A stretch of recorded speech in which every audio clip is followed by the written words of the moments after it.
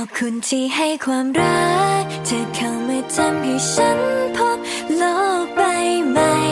เธอเข้ามาบอกให้ฉันมีกำลังใจถ้าหากมีเวทมนต์จะเสกให้เวลาเดินไปช้าๆให้เราได้อยู่ด้วยกัน